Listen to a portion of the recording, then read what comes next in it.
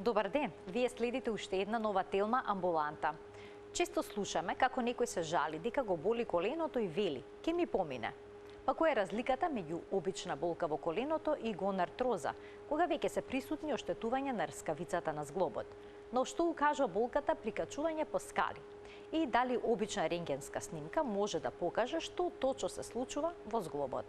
Какви треба да бидат реалните очекувања на пациентите од современите третмани како PRP или хиалуронска инекција и кога артроскопијата е решение? За сето тоа денеска разговараме со професор доктор Андреа Гавриловски, травматолог. Останете на телма, а во текот на емисијата ќе оставиме простор и за ваши прашања во програма.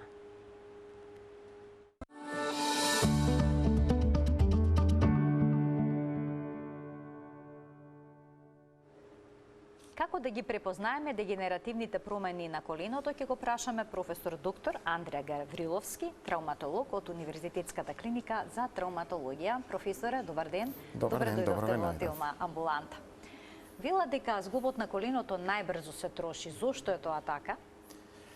Прво, зглобот на коленото треба да се каже дека заедно со зглобот на колкот и на стопалото на еден од носичките зглобови на човековото тело, што значи дека цела тежина поминува преку тој зглоб. Второ, како зглоб е доста плиток и подложи на доста чести повреди, па поради тоа со текот на времето може да настанат и одредени пореметувања. И трето, во зависност од квалитетот на живот си доаѓа голем притисок од него и заради тоа настануваат проблеми со коленото. Значи тој зглоб е подложен на артроза? На повреди и на артроза. И на повреди и на артроза. Да. Така многу луѓе велат дека ги боли коленото, велат ме боли ке ми помине. Сега која е клучната разлика помеѓу обичната болка во коленото и онаа која што е предизвикана од гонартроза, односно од оштетувањето на рскавицата на зглобот на коленото? Прво, треба да се каже дека за жал скоро секоја болка на коленото не поминува. Може да помине ако е мала некоја травма и ако може со конзервативно да се лечи, значи мала повреда на рскавица или мала повреда на надворешниот дел на менискусот, може да помине. Инаку најголемиот дел од болките на коленото не поминуваат, сушност со текот на времето се влошуваат. Како да одредиме која болка е од травматолошка повреда, значи поради повреда и која е поради дегенеративна? Прво, повредата на коленото може да настане на секоја возраст. Значи и од кај деца може да настане и кај повозрасната популација. Обично за да настане некоја повреда, значи треба да има некој настан, пад или удар, или да кажеме ситуација кога повеќе се форсира тоа колено.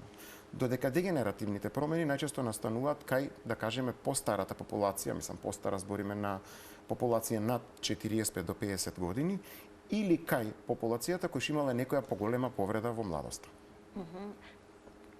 Повозрастните лица знаат да кажат ова ми е од годините, од возраста. Дали тоа значи дека гонартрозата е неизбежен дел од старењето? Ќе се јави кај сите? Прво не се јавува кај сите. Според некои истражувања се смета дека околу од 18 до 25% се јавува кај популацијата во развиените земји и тоа поизразено е во земји кои што се, да кажам, со исхрана која што е повеќе на месо, отколку што се повеќе на морски производи. Значи се смета дека најмалце изразена гонартроза се јавува во оние делови кои што се имаат медитерански начин на исхрана. Значи полно со зеленчуци, полно со морски производи и полно со овошје и зеленчук секојдневно и вежбање секојдневно. А познато е зошто месото создава ваков проблем? Не е познато зошто, ама се смета дека оние држави кои што викаат дека кои што се повеќе на море повеќе се физички активни. Физичката активност. Физичка активност. Значи тоа е еден склоп на Физичката активност е всушност начин за заштита на коленото? Се смета дека има неколку причини. Прво, генетската се смета дека во одредени држави имаат повеќе изразено, а одредени помалце. Например, се смета дека во, да кажеме, во Западна Европа е поизразено отколку во Јапан. Зашто не е истражено тоа? Зошто се смета некакво генетски? Потоа се смета дека намалената физичка активност и дебелината го прави своето. И после исто така се смета дека црвеното месо, некои викаат, се истражува дека тоа го предизвикува, а најдобро делуваат орешкасти производи и легумести производи, тоест грав, грашок, леќа, тие действуваат најдобро за коленото. Сето оно што се поретко се наоѓа на нашата трпеза, за жал. Ја споменавте дебелината, тоа е еден голем и сериозен проблем. колку килограми над просечната, над нормалната телесна тежина веќе представува дополнително оптоварување за коленото и го забрзува пропаѓањето на раскавицата? Сушност, јас вака им кажувам дека секоја 10 кила над идеалната тежина почнува да прави проблеми. Кај луѓето, значи се подложи на 3 места: на рбетот, колкот и коленото. Значи така да процентот кој на кого ќе се појави каде не може да се одреди, се смета дека има одредена генетска предиспозиција. Секако и физичката активност, дигање на тешко, качување на висина, значи спуштање, качување по скали и се едно не спортување доведува до повреди на коленото, на грбот и на колка. Постои убедување дека работата на нозе го уништува коленото. Дали е точно дека луѓето кои што со години работат на нозе, клечат, креваат товар, се во ризична група да развијат проблем со колено? Да, ако неправилно го прават тоа. Инаку се смета дека физичката активност, било каква физичка активност е здраво и за колкот и за коленото и здравото. Само треба да се знае како да се врши таа физичка активност. Како да се врши? Па секогаш треба да се штеди коленото. Значи ја викам, кога се дига некој товар, не се наведнуваш, треба полека да клекнеш, полека да го дигнеш, не одеднаш многу големи тежини, има секакви појаси и мобилизатори кои се носат, кои што помагаат да како сигурно се дига тешко или да се врши физичка активност. Што е со старите повреди на коленото, да речеме некоја повреда на менискусот во младоста? Може ли децени подоцна да доведе до оштетување на раскавицата? Секоја повреда, претходна повреда, дали е преден крстен, дали е менискус, дали е колатерални, дали е повреда на пателата, доведува до одреден ризик за понатамошна гонартроза. Како да подобеснам? Секоја повреда, кога се оштетува дел од меките ткива, доаѓа до дел повреда на раскавицата. Таа раскавица или ќе со текот на време ќе зарасне или нема да зарасне. Значи се пореметува васкуларизацијата на самото колено. Целата функција на коленото зависи од неговата крвоснабденост. Ако е убо крвоснабденост и со повредата се оштетита, со текот на времето може да дојде до дегенеративни промени. Ако еднаш оштети раскавицата на зглобот на коленото, постои можност да се обнови? Постои можност. Значи, прво се проба секако со конзервативни методи. Значи, ја викам, секоја повреда прво на коленото се проба со да се обезболи коленото, што се даваат аналгетици. Може интерорално, а може да се дадат и во коленото аналгетици или антивоспалително, за да се намали воспалението. После тоа се праќа пациентот на физикална терапија и после тоа ќе се види како ќе биде понатаму планот за третирање. Физикалната терапија може да го спречи прогресот на физикалната терапија всушност овозможува да се возобнози функцијата на коленото. Вака, кога ќе настане прва болка у коленото и кога ќе настане некоја повреда, многу е тешко да се прегледа пациентот. Реагира на болка. Значи треба прво да се смири коленото, да се смири тоа локално воспаление, за да може да се прегледа и да се види што ќе се прави понатаму. Професоре, некои вела дека чувствуваат болка во коленото кога се качуваат по скали. Што тоа зборува за состојбата на зглобот? Значи, ја кога ќе дојде кај мене пациент со повреда на колено, се трудам да ги прашам што осеќа. Значи, ја многу убаво им објаснувам. Ако при симнување на скали има пациентот болка, тоа е значи знак за раскавица. Ако кога се качува по скали и осеќа болка, тоа значи дека е менискус. Ако кога и двете нагоре и надоле, тоа значи дека има менискус и раскавица. Ако осеќа пациентот дека му е нестабилно коленото, тоа е преден вкрстен лигамент, или ако осеќа дека му шета лево-десно, тоа се колатералните лигаменти. Колатералните ти каде се? Страничните лигаменти. А доколку слуша и некое крцкање, шкрипење во коленото, што е тоа? Тоа значи дека или има парчиња, нешто после некоја повреда раскавица, или има остеофити, дегенеративни промени. Што ако се вкочанува коленото наутро? Вкочанување на колено често пати кажува дека има некои парчиња од раскавицата или од менискусот кои што не дава да се исправи коленото. И некои луѓе викаат на сабајле ми се вкочанува, а после со текот на времето ми се пушта коленото. Значи затоа треба пациентите убаво да опишат кога ќе отидат на лекар што точно им се случува со коленото. Целиот преглед на коленото не е само пациентот да каже која му повредата, да се види убаво коленото. Значи мора да се направи преглед. После да се прегледа движењата, ако се можни, ако нема болка, да се обезболи некој ден и после да се направат додатни рентгенолошки испитувања. Дали рентгенската снимка може да ви даде одговор што точно се случува или има потреба од магнетна резонанца? Значи, рентгенската снимка може да даде одговор после одредена возраст, меѓутоа често пати е потребно дополнително со компјутер и магнет. Да подобјаснам. Значи, кај младата популација, кога ќе настане некоја повреда, со рентгенската снимка не може ништо да се види. Може да се види ако има луксација на патело, па пателата е надвор изместена, инаку повреда на менискусите или повреда на предниот крстен не може да се види. Додека кај позрасната популација, од рентгенска снимка може да се види дека постои дегенеративни промени, тоест гонартроза, и отприлика да се одреди кој степен на дегенеративен процес е на коленото. А дегенеративните процеси, како што е гонартрозата, може ли да се јават и кај млади лица? Може да се јават после повреда на колено. После повреда на колена. Но може и одредени случаи генетски, ама тие се многу поретки. Така. Сега, откако ќе се направи снимката и ќе се постави диагнозата, кој е следниот чекор? Веднаш на физикална терапија се праќа пациентот? Или не секогаш? Пак ви реков, ако е траума, прво се праќа на физикална, или ако е потребно одма да се врши оперативен третман, додека за дегенеративното по правило има неколку опции. Прво се гледа колкава е возраста на пациентот. Некогаш кога ќе дое со дегенеративни некоја пациент над 70-80 годишна возраст, тоа се третира со конзервативни средства, затоа што и самата операција на таа возраст, посебно ако имат попратни болести, не е овозможено да се хирушки. Али ако е фатено на време, значи над 40-50 години, има повеќе опции за хирушки третман. Сега има современи методи за третман на коленото, како што се PRP и хиалуронските инекции. Може ли да ни објасните најнапред што значи PRP? PRP значи плазма, плателетрична плазма, значи плазма богата со тромбоцити. Тромбоцити. Значи првпат е тоа воведено за третмани за кожа, за лице и сега е увидено дека всушност тромбоцитите имаат изворедно регенеративно средство во зглобовите. Денеска плателетрична плазмата освен во коленото се користи во другите зглобови кога има траума. Значи овозможува делумно лечење на коленото и враќање на функцијата. Не ја лечи ако има поголема повреда, но ја елевира болката.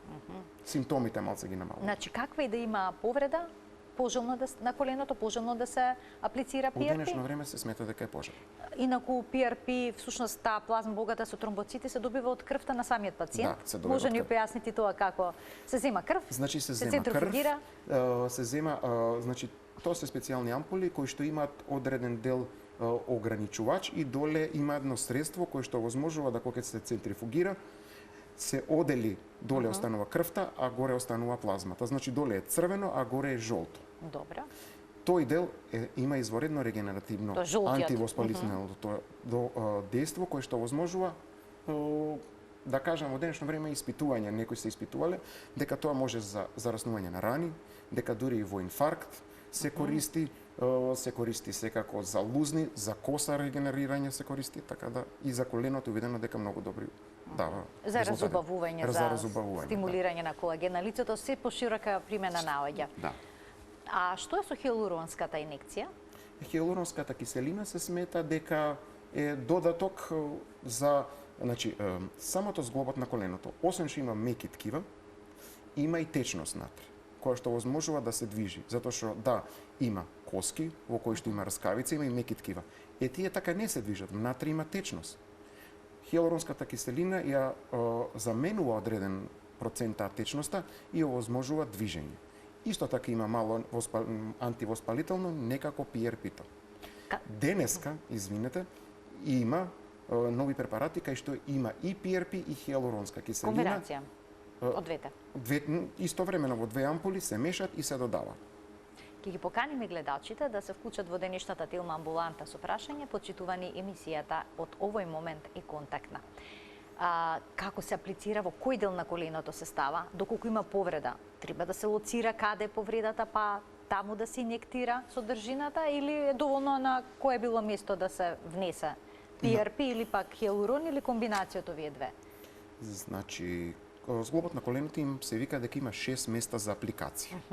пошто е доста широк зглоб, може да се става околу коленото, нема точно, да кажеме, независно кај болката, се смета во надворешно долниот дел од коленото најсигурна зона е за боцкање на коленото. Или надворешно горниот, зависно како ќе се намести коленото. Треба тоа се следи преку ехо или? Не се следи Нема преку ехо, потреба? може преку ехо, меѓутоа има две начини на боцкање на коленото, едно да биде исправено, а другото биде свиткано. Ако се биде свиткано, повеќе се отвара зглобот на коленото и полесно за апликација. Болно е за пациентот? Не. Бидејќи тоа обично е прашањето од пациентите Некој дали вика дека боли. е помалку од инекција, помала болка. А по аплицирањето на овие средства, пациентот ќе чувствува некаква промена? Значи, пациентот чувствува малце како некоја да има течност. Меѓутоа, всушност, после секоја апликација на зглобот на коленото се препорачува 1 минута, 2 да се движи зглобот. Значи, или пациентот сам го движи, меѓутоа идеално докторот да направи флексија, екстензија од 10 до 20 пати за целата таа течност да отиде во сите делови на коленото. Што може да очекува пациентот од третманот со PRP или хијалуронска киселина? Олеснување на симптомите или пак излекување на гонартрозата или на повредата? Се осеќа намалување на болката. И тоа според некои новите истражувања повеќе се осеќа после после комбинацијата PRP со хијалурон, отколку оделно со двете комбинации да се прави. Доволна една инекција? PRP не се става една инекција, значи хијалурон се става една инекција, а PRP се става од 3 до 5 пати еднаш на месец ден. Ајде да слушнеме неколку прашања од гледачи, потоа продолжуваме со предвидениот концепт за денеска. Добар ден. Добар ден за првиот гледач во денешната Телма амбуланта. Ало? Во програма сте, ве слушаме, повелете. Да, едно прашање би сакал до докторот. Така? Еве, вака. Лице на возраст од 68 години. Значи, на нога сум стално. Значи, да би кажал дека земјната топка имам ја преводено од крај на крај пешки, може нема да му се верува на докторот, али кога спием одам. Сега, висина 175 кила. Така. Но што сум во движење и одење, и пред година две почна колената да ме болат. Сега, без кајност тука Гевгелија, хирурзите, вамо тамо тие што се, ми ставија инекции. И грчки инекции, наши, тука тамо, во коленото, па нема некоја фајда, нешто.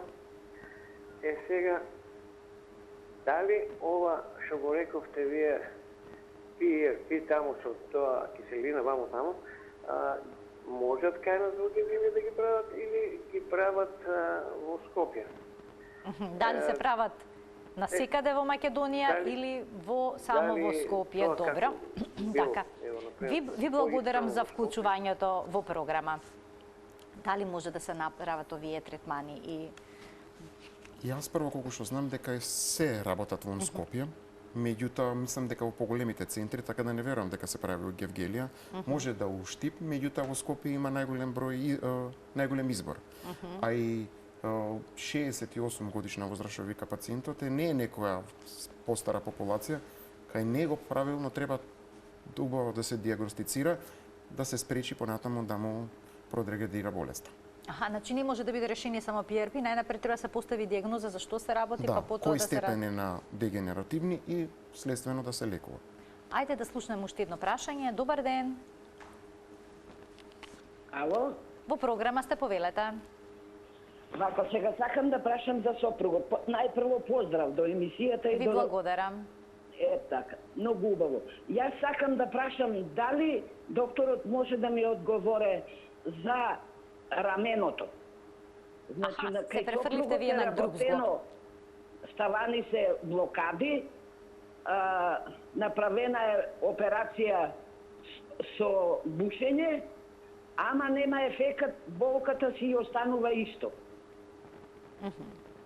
Значи, не може да крене раката горе, има тешки болки и не знаеме сега што да правиме поново. А докторот му рекол дека треба да се опериса раменото.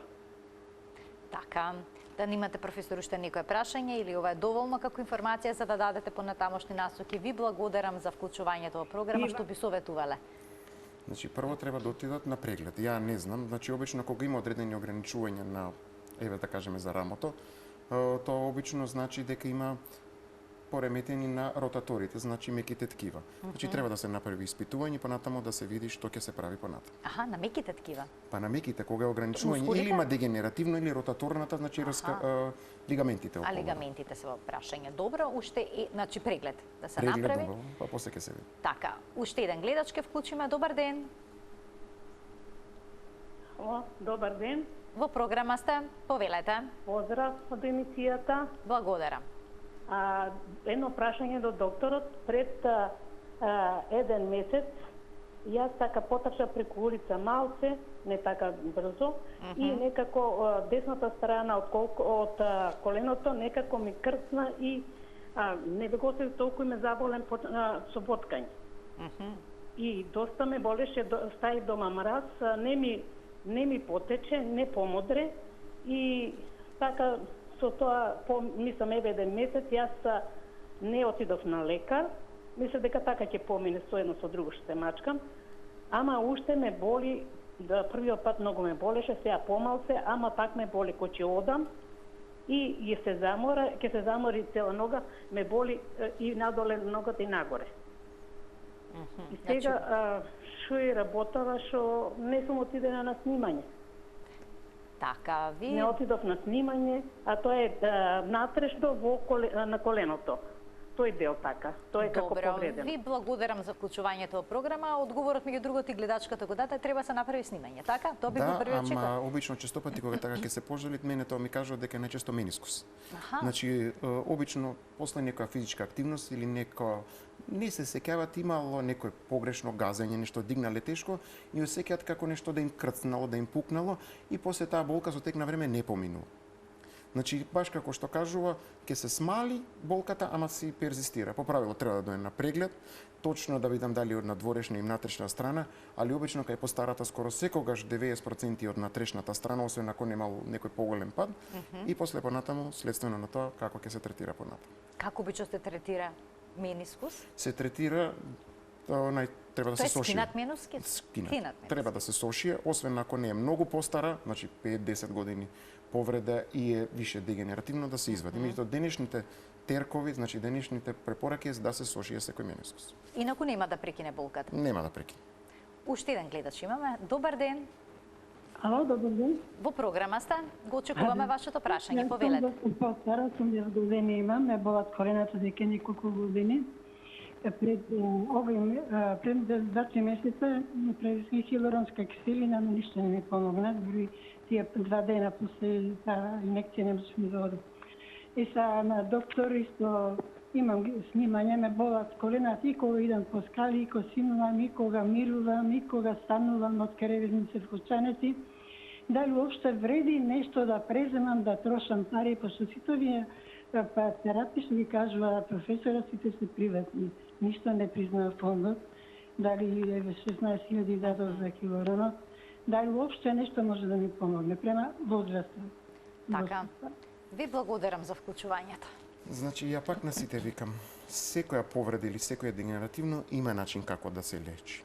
Значи, да, може да се боцне интерартикуларни инекции, освен периова се боцкат и кортикостероиди да се намали болката, после тоа пијат колагени, значи одреден период, тоа возможува да се намали болката. Всушност и на сите им викам.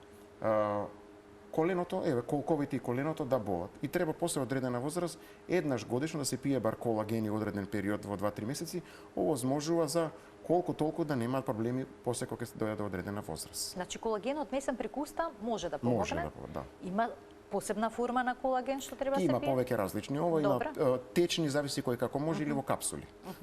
Кој како може да реагира, некои луѓе не можат капсули. Од коска, да речеме? Може. Или пак желатин? Порано така се било, денешно време така се внесуваат, инаку порано раскавица од коска, ги старите баби нели ги вриеле, ги јаделе така како во Рерна ги правиле, може да се и тоа помага. Значи и тоа е начин за Има да и денешно време раскавица од ајкула, све има. Ке вклучим уште еден гледач. Добар ден. Добар ден. Дали е се уште на линија гледачот? Да, ако сум јас во линија. Во програма сте, повелете. Добар ден. Би сакала да се консултирам со докторот во врска со мојата дијагноза веќе е установена. Имам глунартроза 4 степен, значи најголемата повреда што може да биде. Меѓутоа не сум била никогаш ниту повредена, ниту сум паднала на тоа колено. Тежината ми е пристојна, 60 кг имам, 168 висока, значи не сум тешка. Да не одиме сега која е причината, би сакала само да ми каже докторот. Примив хиларонска инекција минатиот март од 120 мг. Сега коленото не чувствувам болки, значи добро ми е кога седам, кога спијам, немам никакви болки освен во одење, а при одење користам веќе бастун, бидејќи цел баланс на телото ми беше изместен. Сега се прашувам дали после март, кога ќе измине ова рокот на инекцијата, што е потребно да го направам? Дали ова PRP што викате или комбинација тоа со хиларон, бидејќи за операција сигурно нема да се сложам, 70 години сум и плюс тоа имам некои проблеми со срцеви, да кажам, имам некоја стеноза на артеријата, така да тешко би се решила за операција. Би сакала само да ми кажете што може во овој случај. Што би можело да биде решение? Направи за да немам болки, да кажам, да можам да залечам нешто. А генетика не, мојата покојна мајка на 90 години трчаше, одеше, немаше никакви проблеми со нозете. Значи, не сум имала во семејството никој со вакви проблеми. Така, ви благодарам што се јавивте и што се вклучивте во програма. Професоре, што можете да советувате? Во денешно време препораките се еднаш годишно да се посебно кај пациенти кои што имаат дегенеративни, кои што не се за операција, дури оние кои што се оперативно третирани артроскопски, освен секако ставање на вештачко колено, еднаш годишно да примаат третман со PRP. Тоа значи се примаат 3 дози, се прави пауза 1 година, пак идната година 3 дози. Се прават. Денешно време се прави еднаш PRP, уште еднаш PRP, третиот пит PRP со хиалурон. И тоа се препорачува така да оди секоја година. А што е со кортикостероидните инекции? Споминавте дека во одредени случаи се дават. Кога ти може бидат корисни, а кога може да бидат контрапродуктивни? По правило, јас кортико избегнувам, освен во одредени случаеви кога има одредено воспаление или болка. Например, често пати пациентите со дегенеративно ќе имаат некој епизода малце да се префорсираат или да се ударат и доаѓа до воспаление на коленото кој има голема болка. Во тој случај прво оставам неколку дена да видам дали сама болката ќе се смали. Ако не се смали болката, се става кортико, кој што возможува малце да се намали болката, за колку толку да може понатаму да се прегледа коленото и да се направат додатни снимања. Треба ли во тие моменти да се мирува, бидејќи пациентите кои што имаат болки во колената понекогаш одлучуваат да не се движат, стравувајќи од болка и сметаат дека на таков начин го чуваат коленото? Има два типа на пациенти. Некои кои што мируваат и по правило треба да мируваат, или некои кои што ден-два е веќе ги боцнете ова, викаат супер ми е, продолжуваат да функционираат и после пак уште повеќе ги боли. Правилно треба да се мирува одреден краток период за понатаму да се може да се планира што ќе се прави. А потоа да се вратат нормално на потоа да дојдат на преглед и потоа да видиме кои се препораките понатаму. Во кој случај се одлучувате за интервенција, за хирургија? Прво, до кога може да се со современите третмани да се лекува коленото? Додека пациентот може да функционира и не самата болка не му влијае врз нормалниот секојдневен живот. Така се препорачува. Меѓутоа, јас секогаш викам, ако пациентот е во здрав, значи не е премногу стар, дури да е одредена возраст 65-70 години, да е физички активен, одма кога ќе се регистрира дека има проблеми со коленото, се препорачува денешно време хируршки да се третира. Што доколку пациентот се плаши од хируршкиот зафат и го одложува? Што значи тоа за зглобот? Тоа значи дека со тек на време тоа може да прогредира. Значи, самото дегенеративно не поминува. Значи, еве да кажеме, некој е 65-70, има некакви срцеви проблеми, како што викам, а што ако живее до 90 години? И се има 20 години таа болест да прогредира и прво почнува да оди секојдневно, после почнува да куца, после почнува да носи бастун, после почнува количка, нешто што можело да се превенира порано. Квалитетот на животот драматично се намалува, опаѓа, така. Да. Има ли пациенти кои што се сепак престари за ваков тип на интервенција или пак премлади? Реално, освен здравствената состојба на пациентот и зависно колку е физички активен, нема ни премлад, ни престар пациент кој што може да си го третира колено. Да, се вика над 85-90 годишна возраст тоа е веќе престар, меѓутоа според мене артроскопијата, замената на коленото или сите што се процедури од 45-50 па до кај 75 на сите пациенти може да се прави. Споминавте артроскопија, што е тоа? Артроскопија е минимално инвазивна техника, каде што со помош на камера се влага у коленото и уште една дупка се прави за да се исчистат. Колку дупчиња се прават? Две се прават. Две дупчиња, добро. Да. Преку две дупчиња се влегува во колено? Едната, да, преку едната се носи камера, преку другата инструментите што понатаму се третира колено. Може ли дегенеративни промени на коленото да се третираат на ваков начин? Значи, според најновите истражувања има две школи. Некој вика дека ако се дегенеративно, ако се влезе со артроскопија ќе се влоши состојбата, некој вика дека тоа помага. Според најновите истражувања, според денешните истражувања тоа не е докажано. Се смета дека ако има почетен степен на артроза, значи самото дегенеративно се дели, ја викам, пишува на 4 степени. Добро. Значи првиот степен кога има почетни болки со мала дупка, вториот степен кога има остеофити, третиот кога уште повеќе е деформирано коленото и четвртиот степен кој што е веќе многу деформирано и нестабилно коленото, кај што директно треба да се стави протеза на колено. Значи, кога ќе се диагностицира почетен степен меѓу прв и втор, се препорачува артроскопски третман. Таа почетна дегенеративно да се исчисти, да се возможи да се најде начин како да се обнови, да се воспостави нова раскавица. Добра. И за понатаму да може да се Како функционира. се поставува нова раскавица? Значи има повеќе третмани. Се смета дека се прават повеќе дупчиња за да крвта да дојде да се регенерира. Може да се направи трансплантација на раскавица од истото или од друго место, или може да се направи специјални смеси кои што се инектираат во коленото, кои што се земат од пациентот да се инектираат на местото на раскавицата. Какви смеси се земаат? Исто така како PRP некоја форма, само малку погусто се прават. Малку погусто се нанесува на местата кои што има се... денешна нова техника која што вика додека го шевуваш, значи додека имаш шеверче едно специјално, се вади во еден специјален инструмент, тоа е во една специјална машина која што ја центрифугира и ја враќа назад у коленото. И тука пак дел е плазма, дел PRP, се враќат, а таму може помага во регенирањето на раскавицата. Меѓутоа, раскавицата секогаш дупката настанува на местото кај што има мала васкуларизација. Треба да се направат дупки во раскавицата, за да може да се регенерира во коската, за да може да дојде крв, за да се регенерира. Бидејќи самиот зглоб нема... Има, ама тогаш кога направила дупка се оштетила васкуларизацијата на тој. И од тоа дали ќе преживее всушност тоа што ќе го ставите внатре, дали ќе се обнова? Значи најголем дел преживува, меѓутоа се препорачува тогаш пациентот да мирува одреден период. Секој третман со раскавица да се препорачува 4 до 6 недели да не гази на тоа колено, за да може да се регенерира. Затоа што ако гази, пак ќе се направи дупка во раскавицата. Имаме гледачи повторно, ќе им дадеме предност. Добар ден. Добар ден. Повелете во програма сте. Поздрав до вас, до докторот, многу убави објаснувања даде. Така, прекрасно. Јас ги имам направено сите процедури што докторот ги кажа. А на времето на млади години бев и спортиста некој, така да сега сум 80 години. Направив операција, односно протези имам на двете колена. Така. И то едната пред 4, другата пред 7 години. Сакам да го прашам докторот, трајноста на овие протези, временски колку е, а и сега си подвежбувам, нели, секој ден скоро. Така, трајноста колкава е? Нивната трајност или...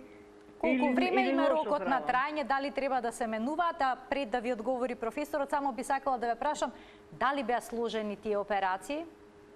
Па, мислам, нормално поминав. Едната на 71 година, така? Другата на 76. И сега се Тотални движите протези. најнормално, не користите ништо за помош, бастум, штаки? Не, Одлично. ништо. Јас после 3 дена станав Браво. од операцијата и полека се беше окей.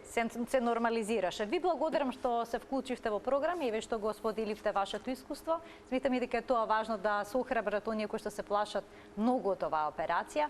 Па докторе, колкава е трајноста на заменските зглобови на коленото? Добро ставена протеза може да има трајност и на 20 години.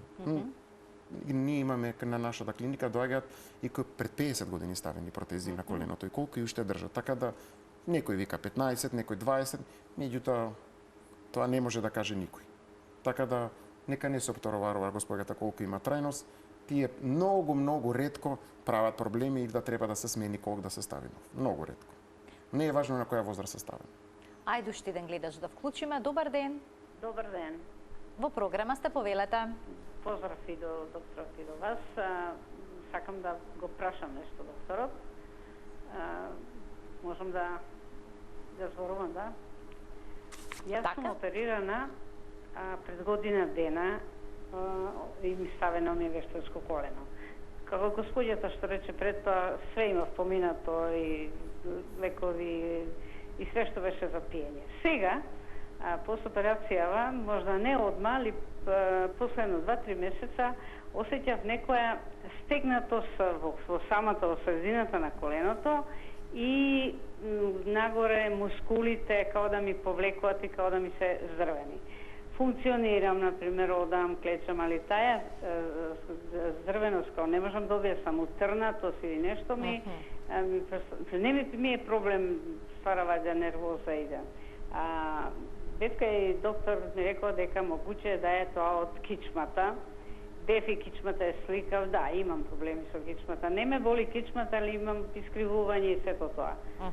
Дали тоа може да повлекува да ви го предизвикува ова што го чувствува, това чувство, така. кичмата. Ви благодарам за вклучувањето и вам во денешната телма амбуланта. Повелете, професоре. Се смета дека околу 10 до 20% од пациентите кои ќе се смени зглобот на коленото осеќаат нелагодност и мала болка. Сега, тоа прво не е ништо за грижа. Второ, ја честопати им викам на пациентите, секој кога ќе се смени зглоб, треба од поново да научите како да одите. Малку неправилно одење, после овозможува да овие проблеми што ги има господјата. На сите им викам, од дома имате огледало, научите пак да одите. Вие не приметувате, ама малку куцате, малку погрешно да гази, откако што газела претходно, може да ги има овие проблеми, инаку тоа не е нешто за да се загрижува пациентот. Значи со вежба Со можува да вежба се и надмине. правилно одење. Дали замената на зглобот на коленото може да се направи со артроскопија, значи преку 2 дупчиња на коленото, или пак мора да се изведе класичен хируршки зафат? Мора да се изведе класичен хируршки, да се отвори, да се замени зглобот на коленото.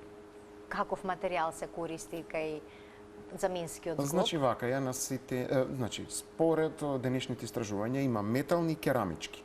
Значи металните тоа се легури од метал, значи тоа се никел, ванадиум, тоа се циркониум, тоа се хромиум, а керамичките се стават во тие случаи кога има одредена група на пациенти кои што се алергични на метал. Меѓутоа, тоа самото зглобот на коленото не е метал на метал, пошто ако се стави метал горен и долен дел реагира, внатре има и пластика, легура, значи пластика една смесена полиетилен, кој што возможува да се движи тоа коленото. Оправувањето како тече? Гледачката пред малку спомена за 3 дена, дека станала на нозе. Да не кажам дека на страна дури првиот ден ги станува. Веднаш. Ги блокираат, значи Добре. даваат инекции за болка специјални за да не ги боли, пошто секоја операција боли и уште првиот ден, вториот ден више ги станува. Се смета што побрза вертикализација, подобро oporavок. Секако кај протеза, кај артроскопија не може. Како е кај артроскопијата oporavувањето? Се чека 7 до 8 недели да зарасне раскавицата. Меѓутоа тоа е зависно од степенот на дегенеративно. Каков е успехот со зараснувањето на раскавицата кај пациентите кои што артроскопски се изведува ова? Значи, до 90 се смета дека времен третман Добра. овозможува, да не кажам, одложување, може пациентот никогаш да не дојде до протеза на колено. Аха, значи може сосема да се одложи. Да. Значи има различни типови на третман. Значи се прави прво конзервативно. После се прави артроскопија. Добра. Ако почнува да ангулира ногата, значи почнува да прави дегенеративно, почнува 99% од промените настануваат во внатрешниот дел на коленото. Кога почнува да се ангулира коленото, се прави остеотомија, се исправа коленото или се стави делумна протеза на коленото и ако тоа не функционира, да кажам, тогаш се оди на протеза. Зависно од степенот на оштетување. Каква е таа делумна протеза? Тоа е уникондиларна, се вика, само на внатрешниот дел на коленото, каде што е најголемото оштетување. Обично споменавте ке возрастните луѓе, внатрешниот дел од Внатрешниот дел, коленото, значи таму скоро страда? секогаш се сметат дека има зглобот на коленото е таков да внатрешниот дел малце поблизо коските се поблиско во внатрешниот дел од коленото него надворешното. Така да со текот на време доаѓа првата дегенерација во внатрешниот дел на коленото. И сите осеќаат како да целата нога малце да им се вдлабнува навнатре, а им викам ќе осетите дека во надворешниот дел на кондурите им се излижува. Така они го осеќаат. И со тек на време болката има од внатрешниот дел на коленото. И тогаш се планира што понатаму. Така, а доколку пациентот има... што понатаму тогаш, докторе? Понатаму, значи се прави слика, рентген слика и се прави магнетна да се види колка е оштетувањето. Ако има само дефект, а ногата е правилна, значи не е искривена медијално, се прави артроскопија. Се чисти дупката и се возобновува рскавицата. Ако има мала ангулација, а е прв или втор степен, се прави остеотомија. Ако е ипак не е многу оштетено латерално, а многу е оштетено медијално, се става заменска, кажи, уникондиларна протеза, и ако веќе коленото, они дошле до тоа да многу се дегенеративно оштетено, трети или четврти степен, тоест нестабилно и многу деформирано, се стави вештачко колено. Што доколку е оштетен и зглобот на колкот, а треба да се направи, да се постави заменски зглоб на коленото? Се смета дека треба временско да помине одреден период. Значи јас честопати кога доаѓаат, доаѓаат двете колена.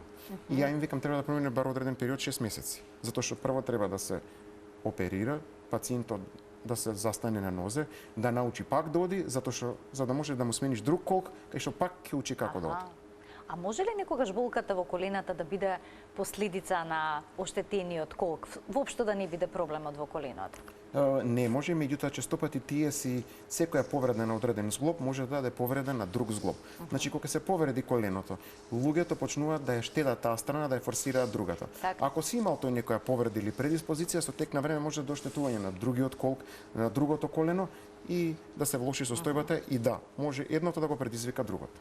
Многу пациенти по операцијата на коленото и каде што ќе се направи промена, замена на зглобот, продолжуваат да се движат со бастум или со штаки, стравувајќи да не го оптеретат премногу коленото, дека е крев кој да си не си направат проблем. Што им советувате во тие ситуации? Да се вратат во нормална физичка активност, има луѓе кои што планинарат и кои што спортови значи може дури на спортски активности да се посветат. Да, никаков проблем нема. Само треба умствено да сватат дека тоа не смениле вештачко колено, смениле или вештачки колк, продолжете нормално да функционира. А што ќе им порачате на оние кои што се плашат од операцијата и ја одложуваат понекогаш до бесконечност? Дека можат да си доведат до влошување на здравствената си, да си предизвикаат други проблеми во своето здравје. Значи, самото плашење, ја викам, некој проблем со коленото дегенеративно, овозможува да таа болка не поминува, со текот на времето се вложува физичката активност, како што се влошува физичката активност, настанува седечки начин на живење, а со тоа се појавуваат други болести. Така, има низа болести кои што се поврзани со седечкиот начин на живот. Професоре, ви благодарам многу за денешното гостување во Телма Амбулата. Навистина убави појаснувања поврзани со оваа тема, научивме нешто ново. Пред се за артроскопијата и дека всушност може да се интервенира кај коленската рскавица. Благодарам. Почитувани, ви благодарам за вниманието со кое што ме следевте денеска. Ви посакувам пријатен ден.